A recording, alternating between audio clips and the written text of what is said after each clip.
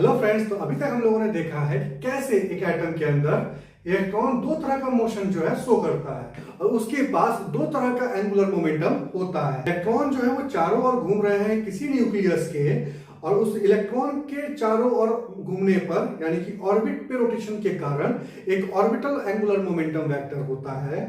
साथ ही साथ वो जो इलेक्ट्रॉन है वो अपने एक्सिस पर भी रोटेट कर रहा है, यानी कि स्पिन कर रहा है, और उसके स्पिन के कारण एक और वेक्टर होता है एंगुलर मोमेंटम का, जिसे हम कहते हैं spin angular momentum vector. Angular momentum vector को जब हम मैग्नेटिक फील्ड में रख देते हैं तो वो एंगुलर मोमेंटम उस मैग्नेटिक फील्ड के चारों ओर घूमने लगता है।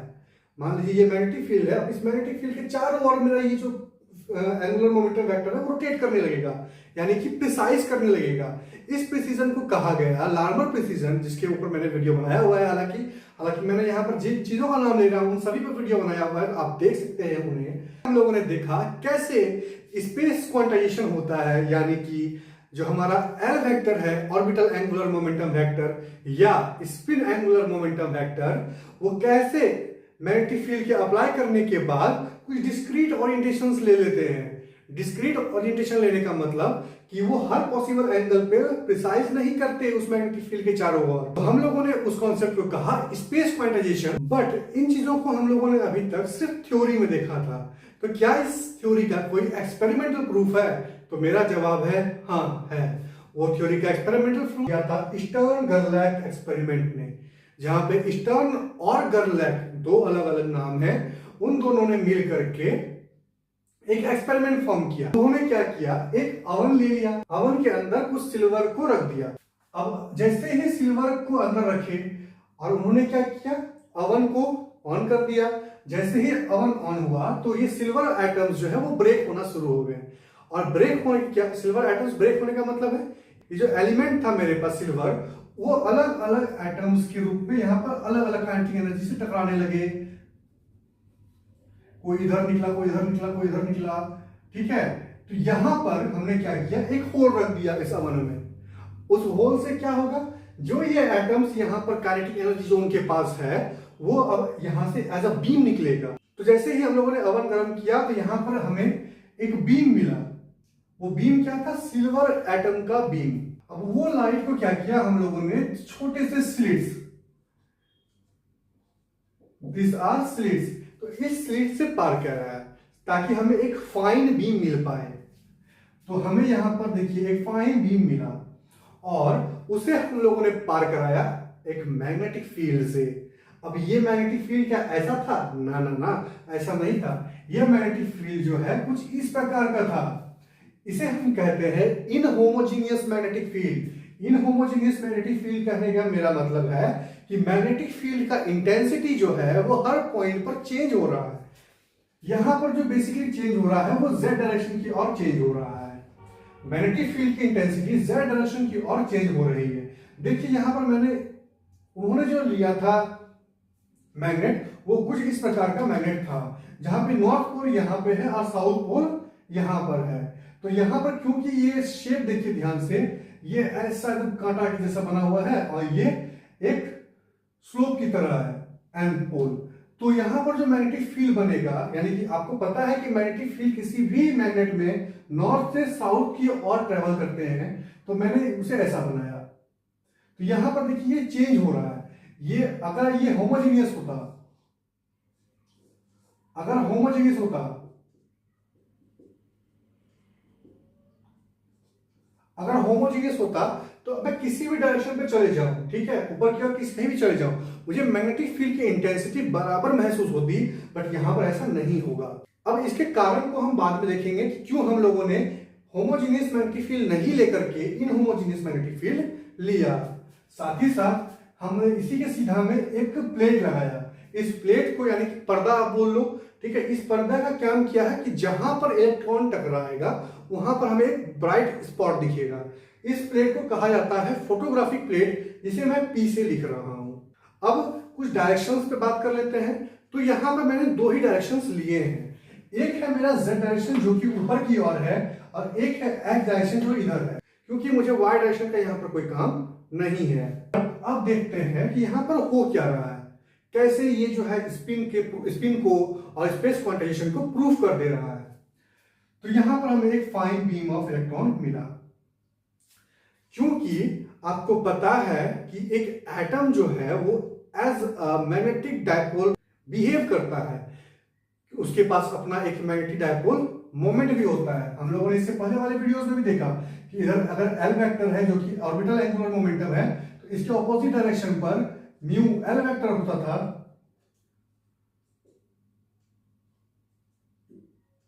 इसके ऑपोजिट डायरेक्शन पे म्यू एल वेक्टर होता था, जिसे हम कहते थे ऑर्बिटल मैग्नेटिक मोमेंट। ये क्यों फॉर्म हो रहा है? ये फॉर्म हो रहा है क्योंकि ये चार्ज पार्टिकल रोटेट कर रहा है, वहां पर एक मैग्नेटिक फील्ड बन रहा है, इसका अपना मैग्नेटिक फील्ड बोलो उसे, ठीक है, और ये खुद मैग्नेट बन रहा है। ये एटम एज अ मैग्नेट भी बिहेव कर रहा है। तो जब हम एक मैग्नेट को दूसरे मैग्नेट के सामने लाएं तो कुछ तो घटना होना है। तो क्या घटना होना चाहिए? क्योंकि हमें ये पता है कि ये मैग्नेट, क्योंकि अब देखिए, जरूरी तो नहीं है कि इससे पार होने वाला एटम का स्ट्रक्चर ऐसा हो। क्या एटम ऐसा होगा? हो सकता है वो ऐसा हो सकता है वो एटम जो है इस तरह से हो। ये मैं मानता हूं म्यू एल डायरेक्शन है। ये म्यू एल ऐसा भी हो सकता है एटम का, ऐसा भी हो सकता है, इस तरह का भी हो सकता है। और अगर मैं इस हिसाब को ध्यान में रखूं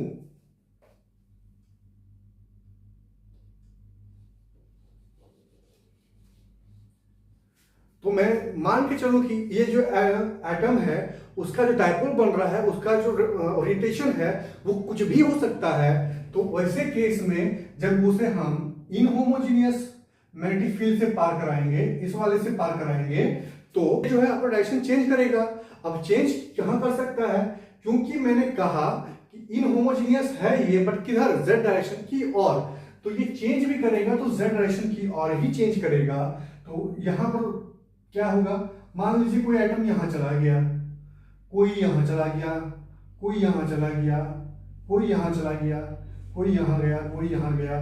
तो अगर मैं सोच के देखूं, अभी मैंने ये ऐसा हुआ नहीं था, मैं बस बता रहा हूं कि क्या सोचा था उन लोगों ने, स्टर्न भैया और गर्लक चाचा ने। उन लोगों ने सोचा था कि ऐसा होगा कुछ कि जैसे ही वो इनहोमोजेनियस मैग्नेटिक फील्ड से पास होंगे तो यहां पर सारे वैल्यूज जितने भी पॉसिबल हैं, क्योंकि यहां पर सिर्फ एक एटम नहीं है, एक बार में मिलियंस ऑफ एटम पास हो रहे हैं इस इनहोमोजेनियस मैग्नेटिक फील्ड से। तो यहां पर सारे ओरिएंटेशन टेक होंगे। मैंने आपको बताया कि वहां पर सारे ओरिएंटेशन ले लिए गए होंगे, किसी में ये होगा, सारा एटम सब रैंडम है, जितना भी म्यू एल का डायरेक्शन या एल वेक्टर का डायरेक्शन है वो रैंडम है। तो अगर मान लीजिए 10 लाख 50 लाख एटम्स हैं वहां पर हमारे पास, तो ये 50 लाख ओरिएंटेशन रैंडमली चुनेंगे। तो उस केस में होना चाहिए था क्या कि हमें जो ब्राइट स्पॉट मिलेगा ना वो सारा वैल्यू मिलना चाहिए, यहां से यहां तक मैक्सिमम टू मिनिमम सारा ओरिएंटेशन हमें मिलना चाहिए था। तो हमें जो फोटोग्राफिक प्लेट है, मान लीजिए जो फोटोग्राफिक प्लेट है उस पर कुछ ऐसा वैल्यूज मिलना चाहिए था, एकदम कंटिन्यूअस बैंड, इस तरह का एकदम, कहीं पर भी एटम कहीं पर भी आके टकरा रहे हैं, बट हुआ ऐसा नहीं। चलिए अब देखते हैं हमें मिला क्या। जैसे ही वो इस इनहोमोजेनियस मैग्नेटिक फील्ड से पार हुआ तो हमें जो है दो ही वैल्यूज मिली। Now this is something that we should think about it. क्या कि यहां पर जो पास हुआ वो सिर्फ दो ही ओरिएंटेशंस मिले। एक तो मिला हमें ऊपर की ओर, जो ये बीम का ये ओरिजिनल प्लेस है, इसे मैं लाइन से ही बना देता हूं, और ये डॉट डॉट से ये उसका ओरिजिनल रास्ता था। अगर ये फील्ड नहीं होता तो ये यहीं टकराता, ये बात हमें पता है। बट जैसे ही इस फील्ड के कारण ये दो ओरिएंटेशन में स्प्लिट हुआ। अब इस दो ओरिएंटेशन मतलब क्या हुआ? ये डिस्क्रीट वैल्यू शो करने लगे। डिस्क्रीट वैल्यू शो करने का मेरा मतलब है कि यहां पर दो वैल्यूज मिले, एक ये और एक ये, इन दोनों के बीच में कोई वैल्यू नहीं मिला। अब क्या होने वाला कि हमें, क्योंकि यहां पर दो डिस्क्रीट वैल्यूज मिल रहे हैं तो ये स्पेस क्वांटाइजेशन को प्रूफ कर रहा है यहां पर। ये एक्सपेरिमेंट जो है वो डायरेक्टली स्पेस क्वांटाइजेशन को प्रूफ कर रहा है कि हाँ स्पेस क्वांटाइजेशन होता है। अब स्पिन कैसे प्रूफ किया? तो उसके लिए हमें कुछ मैथमेटिकल कैलकुलेशंस करनी पड़ेंगी। तो हम यहाँ पर आगे बढ़ते हैं। मैंने अभी आप लोगों को जितना भी कहा उसे मैंने लैंग्वेज में लिखा हुआ है, मैं फटाफट पढ़ देता हूँ। इन दिस एक्सपेरिमेंट, ये पहला जो पैराग्राफ है उसमें मैंने सिर्फ इतना लिखा है कि एक्सपेरिमेंट में क्या क्या यूज किए हैं। In this experiment, a beam of neutral silver atom was formed by heating silver in an oven. इस एक्सपेरिमेंट में हम लोगों ने सिल्वर को यहाँ पर रख करके एक सिल्वर बीम लिया, वो न्यूट्रल सिल्वर बीम था। याद रखिए, neutral silver beam, sorry beam मतलब एटम्स का बीम है वो। Atom was formed by heating a silver in oven. It was collimated by a few slits and then passed through an non-homogeneous या आप इसे इनहोमोजीनियस कहो, दोनों एक ही चीज है, मैग्नेटिक फील्ड, और उसे हम लोगों ने पास किया कराया इसी बीम को इनहोमोजीनियस या नॉन होमोजीनियस मैग्नेटिक फील्ड से। The beam leaving the field was received and on a photographic plate. जो बीम इस मैग्नेटिक फील्ड से पास होगा उसे हम लोगों ने रिसीव किया कहां पर, फोटोग्राफिक प्लेट पी पर। अब ये सेकंड पैराग्राफ है जो है वो बता रहा है कि होना क्या चाहिए था। सिंस मतलब चूंकि एटम्स आर टाइनी मैग्नेट्स, क्योंकि एटम्स जो है वो बहुत छोटे छोटे मैग्नेट्स हैं, दे एक्सपीरियंस डिफ्लेक्टिंग फोर्स, तो वो जब इस फील्ड से पास करेंगे तो उन्हें डिफ्लेक्शन फोर्स महसूस होगा when passes through the field. If an atom could have any orientation, क्योंकि पता मैंने आपको बताया कि एटम का जो मैग्नेटिक मोमेंट हो सकता है डायरेक्शन, वो क्यों एटम मानते हैं, ऐसा भी हो सकता है, इस तरह भी हो सकता है, इस तरह भी हो सकता है, टेढ़ा होगा, किसी तरह हो सकता है। तो अगर ऐसा है, since atoms are tiny magnets, they experience deflecting force when passing through the field. If an atom could have any orientation in the magnetic field, then the millions of atoms presented in the beam, all possible orientation would be taken or obtained by the beam, and we will get continuous band on photographic plate. मैंने आपको starting में भी कहा कि जैसे ही होना क्या चाहिए था, कंटिन्यूअस बैंड होगा, जितना भी पॉसिबल वैल्यूज हो सकता है इस प्लेट पर वो सारा हमारा चमक जाना चाहिए। क्यों? क्योंकि इलेक्ट्रॉन जैसे ही फोटोग्राफिक प्लेट पे टकराएगा तो वहां पर एक ब्राइट स्पॉट बनेगा, तो जहां पर इलेक्ट्रॉन टकराएगा पूरा टकरा जाना चाहिए था, यहां से यहां तक, ये सब जगह पे इलेक्ट्रॉन टकराना चाहिए था, बट ऐसा हो नहीं रहा है। तो क्या हो रहा है वो मैंने लास्ट पैराग्राफ में लिखा है। But in this experiment we find that the atom passing through the field were oriented in space in discrete directions। तो हमें यहाँ पर discrete directions मिले। सिल्वर एटम के केस में हम लोगों ने दो डायरेक्शंस मिले। याद रखिएगा, आप चाहो तो किसी और एटम्स को भी रख सकते हो, बट याद रखना, आप मानते हैं आप हाइड्रोजन को रख दोगे, यार हाइड्रोजन को गर्म करोगे तो खुद ही जल जाएगा, तो कैसे पॉसिबल नहीं है। तो हम लोगों ने यहाँ पे उस समय लोगों ने सिल्वर का इस्तेमाल किया था, तो हम सिल्वर का ही एग्जाम्पल लेकर चल रहे हैं। अब हम आगे बढ़ते हैं। हमारा काम क्या है अब, ये जो डिफ्लेक्शन हुआ है, मान लेते हैं यहां से यहां तक, ये जो डिफ्लेक्शन हुआ है उसे कैलकुलेट करेंगे। हमारा काम है इस डिफ्लेक्शन को कैलकुलेट करना, और देखते हैं कि कैलकुलेशन का क्या फॉर्मूला आता है। क्योंकि डिफ्लेक्शन z डायरेक्शन की ओर हुआ है तो हम उस डिफ्लेक्शन को z कर लेते हैं। ये जो डिफ्लेक्शन हुआ है उसे हम z कर लेते हैं, कोई दिक्कत की बात नहीं है। अब स्टार्ट करते हैं इसके प्रूफ को, मैथमेटिकल, अब इसको मैथमेटिकली ट्रीट करते हैं थोड़ा सा। इसमें कितना फोर्स लगता होगा उस एटम पर, मान लेते हैं क्योंकि फोर्स z डायरेक्शन की ओर लग रहा है तो मैं उसे Fz लिख रहा हूं, फोर्स ऑन z डायरेक्शन। चलिए, तो ये फोर्स कितना होगा, पहला बात होगा ये होगा rate of change of magnetic field. अब क्योंकि मैंने आपको स्टार्टिंग में कहा कि जो चेंज हो रहा है वो z डायरेक्शन की ओर हो रहा है चेंज, बाकी x और y डायरेक्शन पे वो जो है होमोजेनियस है, तो change of rate of magnetic field को हम सिर्फ z डायरेक्शन की ओर लेंगे।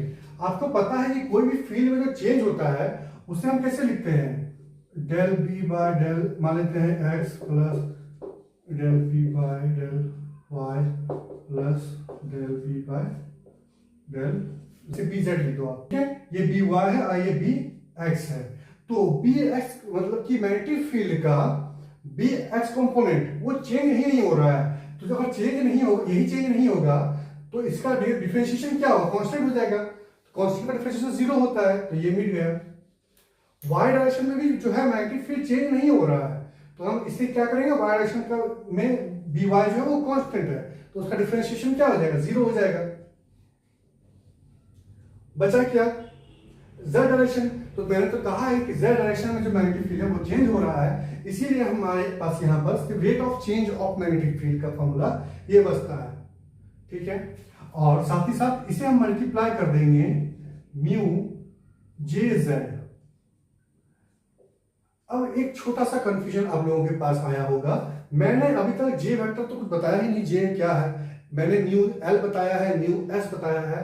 तो फिलहाल के लिए मैं इसे शॉर्ट में बता दे रहा हूं आपको, बाकी इसे हम कंप्लीटली देखेंगे जे वेक्टर को वेक्टर मॉडल में। ये जो जे वेक्टर होता है ना, क्योंकि मैंने आपको स्टार्टिंग में कहा कि एटम के पास दो तरह के एंगुलर मोमेंटम होते हैं, एक एंगुलर मोमेंटम एल वेक्टर होता है, दूसरा एंगुलर मोमेंटम एस वेक्टर होता है। इन्हीं दोनों के सम को जे कह रहा हूं मैं यहाँ पर। टोटल एंगुलर मोमेंटम क्या हो जाएगा, जे वेक्टर। जे वेक्टर क्या, टोटल एंगुलर मोमेंटम है, इन दोनों का सम, या इन दोनों का माइनस भी हो सकता है। ये दोनों वेक्टर जुड़ रहे हैं, घट रहे हैं, दोनों पॉसिबल केसेस हैं। बट फिलहाल के मैं समझ रहे हैं आपको जे का मतलब, जे का मतलब है टोटल एंगुलर मोमेंटम, जो कि इन दोनों के सम या इन दोनों के डिफरेंस से होगा। अब कब प्लस होगा कब माइनस होगा, इसे हम वेक्टर एम मॉडल में देखेंगे। तो वापस से ये क्या है, ये फोर्स लग रहा है z डायरेक्शन पे, वो इक्वल होगा किसका, rate of change of magnetic field along z direction, क्योंकि चेंज z डायरेक्शन में ही हो रहा है, और magnetic moment along z direction, हम z डायरेक्शन की ही बात करेंगे सिर्फ। तो मैं इसे इक्वेशन 1 मान लेता हूं। अब दूसरा, फ्रॉम जायरोमैग्नेटिक रेशियो हम लोगों ने क्या देखा था, mu J divided by J vector, इन दोनों का मैग्नीट्यूड होगा हमारे पास जी जे ई बाय 2m। अब यहां पर जी जे जो क्या है, वो जी फैक्टर है, ई इलेक्ट्रॉनिक चार्ज है, m जो है मास ऑफ इलेक्ट्रॉन है, और म्यू जे हम लोगों ने देखा ये है magnetic moment, total magnetic moment. J जहां भी इस्तेमाल करूंगा तो वहां पे समझ लेना मैं टोटल की बात कर रहा हूं। तो ये है जे, म्यू जे जो है वो टोटल मैग्नेटिक मोमेंट है, और जे वेक्टर जो है वो टोटल एंगुलर मोमेंटम है। टोटल एंगुलर मोमेंटम का मतलब ऑर्बिटल एंगुलर मोमेंटम प्लस या माइनस स्पिन एंगुलर मोमेंटम। तो मेरा काम मैं करना क्या चाह रहा हूं वो समझिए। मुझे यहाँ पर म्यू जे जेड की वैल्यू चाहिए, तो मुझे म्यू जे तो मिल गया, तो यहां पर मैं आते मैं म्यू जे लिखूं वैल्यू, तो वो क्या होगा, जी जे ई बाय 2m, और यहां पर जे वेक्टर। यहां से देखिए म्यू जे का वैल्यू क्या मिला, जी जे, यहां पर क्या मैं ई बाय 2m को लिख सकता हूं mu B 2 pi by H G vector. क्या ऐसा कर सकते हैं, तो बिल्कुल कर सकते हैं। क्यों कर सकते हैं वो देखते हैं, क्योंकि म्यू बी का जो वैल्यू होता है वो होता है E H by 4 pi M, where mu B is known as Bohr magneton. तो हमें यहां से देखिए ई बाय 2m था, ई बाय यहां पे मैं 2 कर देता हूं, तो यहां पर क्या करना पड़ेगा मुझे, 2 यहां भेज दिया मैंने, पाई को इधर भेज दिया, तो ये क्या हो गया 2 पाई हो गया, मैंने 2 पाई को इधर भेज दिया। अब देखिए h को इधर भेज दिया, तो e बाय 2m को क्या लिख सकता हूं मैं, 2 pi by h mu B. तो यहां से देखिए e बाय 2m के बदले मैंने क्या लिखा, mu B 2 pi by h। कोई कंफ्यूजन की बात नहीं है यहां तक। ऐसा हम लोगों ने इसके लिए किया कि मुझे ये बोर्न मैग्नेटॉन यूनिट में चाहिए। अब देखिए क्योंकि मुझे z डायरेक्शन का वैल्यू चाहिए, तो मैं यहां पर म्यू जे z का वैल्यू अगर लिखूं तो मुझे म्यू जे z का वैल्यू मिलेगा g J mu B 2 pi by h, और j के वैल्यू क्या लिखेंगे, जे z। और आपको पता है कि जे z का जो वैल्यू होता है वो होता है, देखिए लिख ही देता हूं, जी जे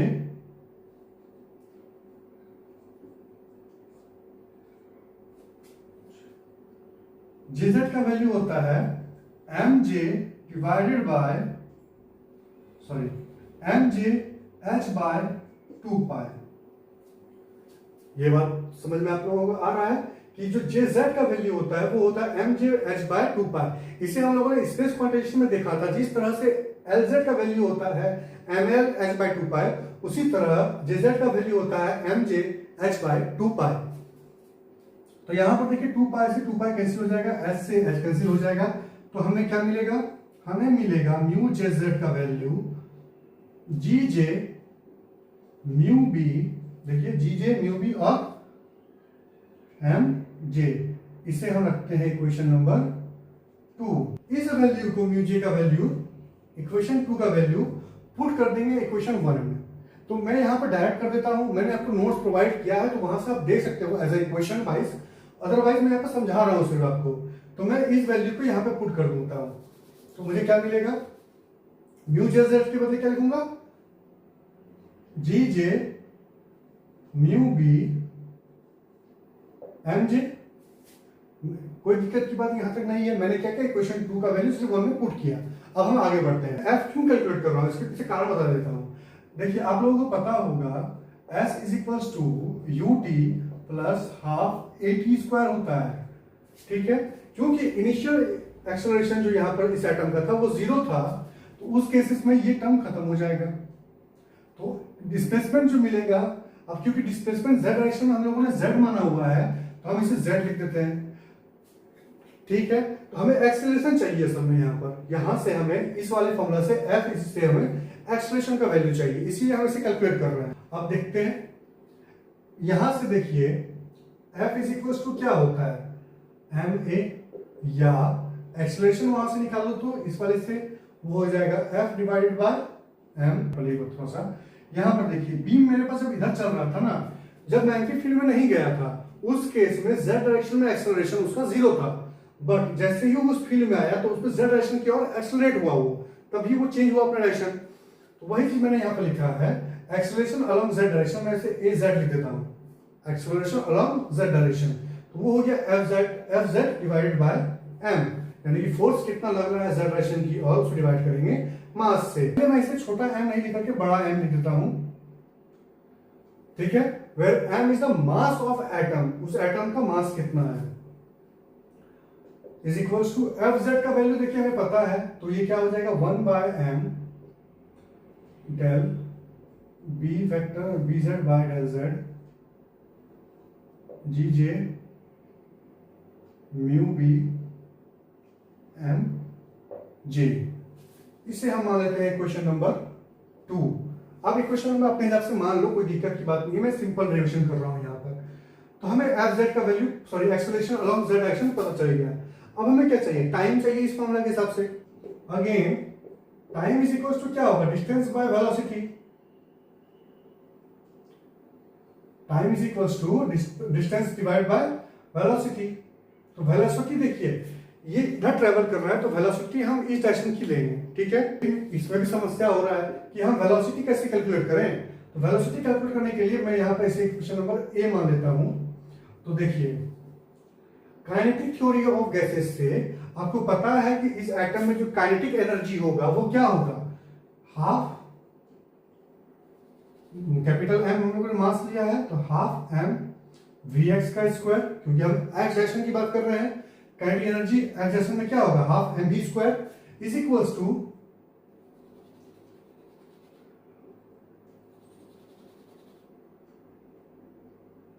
3/2 kT।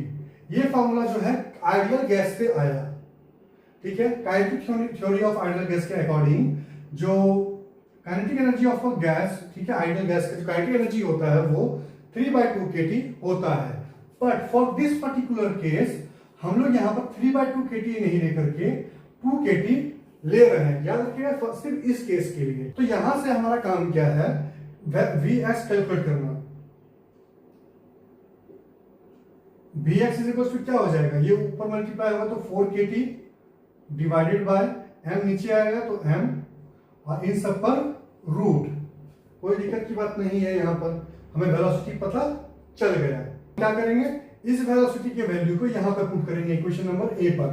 तो यहाँ पर देखिए क्या मिलेगा, d divided by V X is equal to 4 kT by m। तो यहाँ पे हो जाएगा रूट अंडर, ऐसे राइट लिखता हूं d, क्योंकि यहाँ पे वी एक्स है 1/vx, तो ये उल्टा हो जाएगा, तो ये हो गया root under m divided by 4k, sorry this is 4k t। हमें d का वैल्यू मिल गया, सॉरी हमें टाइम का वैल्यू मिल गया। थोड़ा सा काम बचा हुआ है, उसे हम कंप्लीट कर लेते हैं सिंपली। यहां पर देखिए z इज इक्वल्स टू,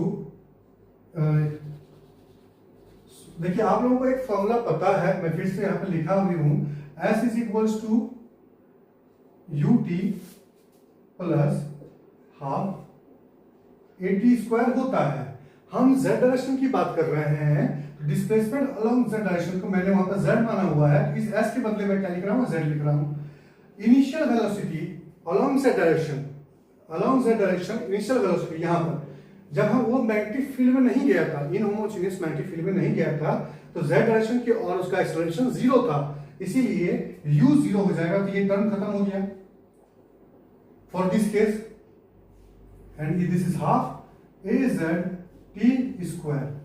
तो हमें z का वैल्यू क्या मिला, यानी कि displacement along z direction is equals to half A Z T square. तो यहां पर हमारे पास देखिए t भी है और ए जेड भी है। वेयर इज ए जेड, देखिए ए जेड भी है और t भी है, उसे हम पुट कर देते हैं। ठीक है, इसे मैं मान लेता हूं इक्वेशन नंबर, छोड़िए इक्वेशन कुछ मान नहीं रहे तो ऐसे ऐसे रन देते हैं, z is equals to A T square. तो हमें क्या करना है, ए जेड का वैल्यू और टी का वैल्यू पुट करना है यहां पर। तो z is equals to half A Z का वैल्यू क्या है मेरे पास, यहां पर देखिए 1/m del B Z by del Z G J mu B M J, ये हमें मिला। थोड़ा सा बढ़िया से लिख लेते हैं, चलिए। और t का वैल्यू क्या मिला, d root under m by 4 का T, d root under m by 4 K T. तो इसे हम पुट करते हैं, तो यहाँ पे क्या हो जाएगा, t का स्क्वायर है, यहाँ पर यहाँ से देखिए t का स्क्वायर है, तो ये क्या हो जाएगा d स्क्वायर, और इसका स्क्वायर करेंगे रूट का, तो m बाय 4 के टी। अब देखिए यहां पर m नीचे में है, यहाँ m ऊपर में है, तो कैंसिल आउट हो जाएगा। तो हमें क्या मिला, z इज इक्वल टू, हमें z इज इक्वल टू मिला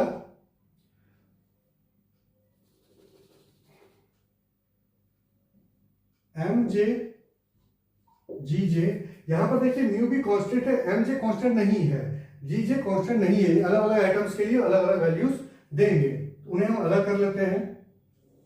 डिवाइडेड बाय, यहां देखिए 4 के टी डिवाइड बाय 2 है, तो ये हो गया 8 के टी। और यहां पर देखिए del B Z by del Z, ये एक कांस्टेंट टर्म है। क्यों कांस्टेंट है, क्योंकि हमें जो जिस इनहोमोजेनियस मैग्नेटिक फील्ड का इस्तेमाल किया है, वो तो rate of change of magnetic field तो कांस्टेंट ही है। और यहां पर आया म्यू बी और डी स्क्वायर।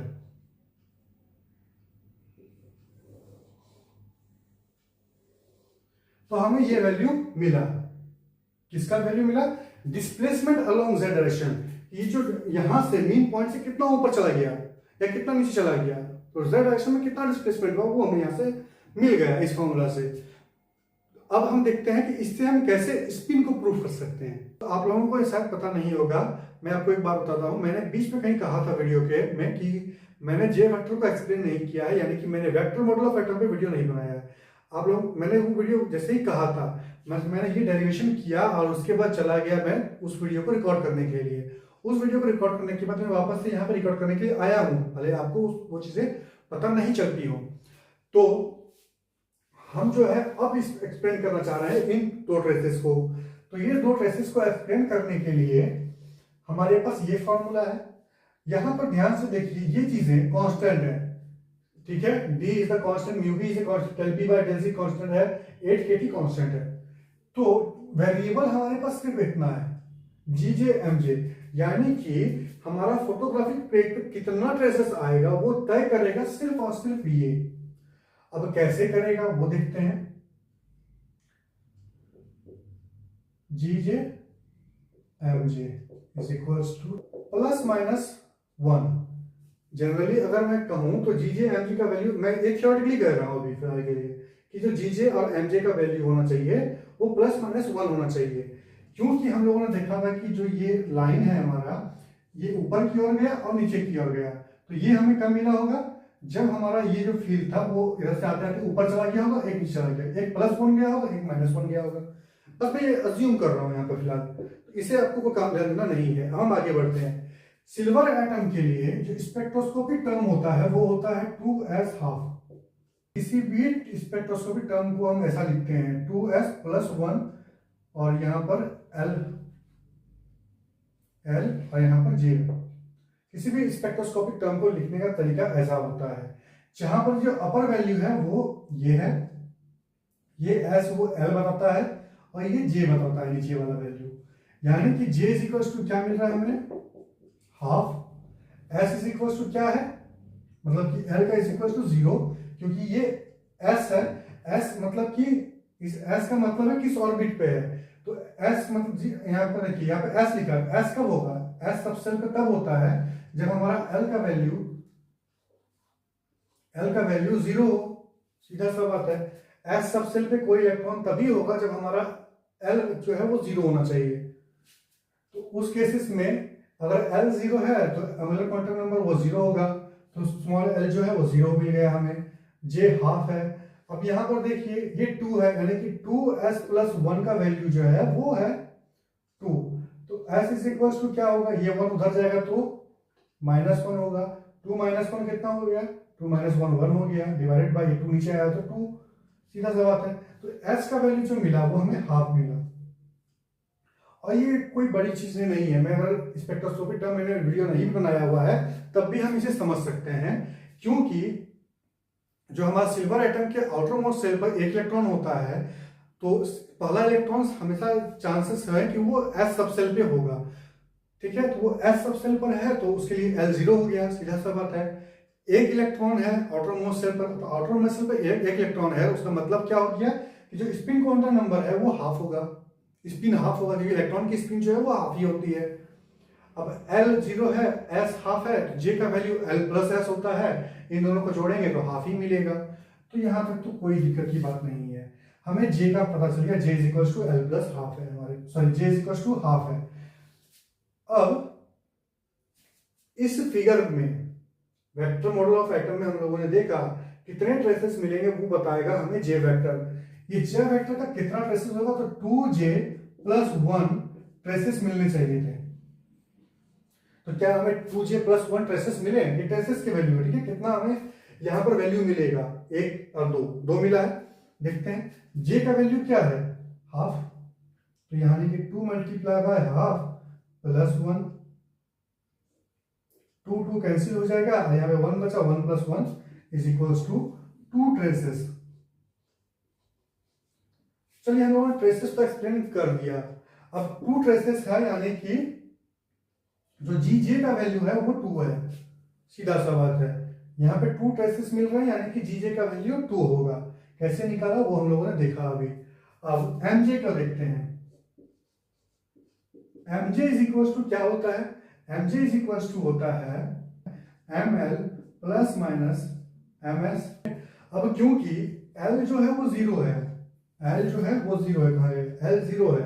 अगर L 0 है तो Ml क्या होगा, +L से -L का होता है, +L 2 - L। अगर ये 0 है तो 0 से 0, सीधा सा बात है। तो 0 से 0 मतलब क्या, 0 हुआ। तो यहाँ पे Ml का वैल्यू क्या है, 0 है। Ms का वैल्यू क्या होता है, तो Mj क्या हो जाएगा, ± Ms। और Ms का वैल्यू क्या होगा, +S से -S। तो यहाँ पर देखिए S है ½ तो +S से -S, यानी कि ±½ तो हमें Mj = ±Ms मिला, जो कि होगा ±½ अब हम देखते हैं ट्रेसेस को। ये तो मैंने आपको बोला था कि थ्योरेटिकली मैं बता रहा हूं। अब इसे थोड़ा सा देखिए, Mj का वैल्यू क्या मिला हमें, Gj का वैल्यू मिला हमें 2 और Mj का वैल्यू मिला हमें ±½ Mj = ±½ ये 2 कैंसिल हो जाएगा, मल्टीप्लाई होगा तो याद रखिए मल्टीप्लाई हो रहा है ये दोनों। ठीक है, इसे प्लस माइनस से कंफ्यूज मत होइएगा, ये मल्टीप्लाई कर रहे हैं हम इसे। 2 कट गया तो हमें +-1 मिला, यानी कि हमें 2 ट्रेसेस मिल रहे हैं। अब 2 ट्रेसेस कहाँ होंगे, वो ऊपर की ओर होंगे और एक नीचे की ओर होगा, यहां से हमें पता चला। अब ध्यान दीजिए, तो ये कब पॉसिबल हुआ, क्योंकि हमारा तो L 0 था। अगर यहाँ पर स्पिन कंसिडरेशन हम ना करें, ये स्पिन कंसिडरेशन ना करें कि हम मान ले कि चलिए स्पिन नहीं होता है, तो क्या मैं इस वैल्यू को कभी एक्सप्लेन कर पाऊंगा? तो मेरा जवाब है नहीं। इसीलिए ये जो है ये एक्सपेरिमेंट प्रूफ करता है कि हाँ स्पिन होता है। और ये जो दो ट्रेसेस मिल रहे हैं हमें, ये जो दो ट्रेसेस मिल रहे हैं सिल्वर एटम में, उसका कारण स्पिन था।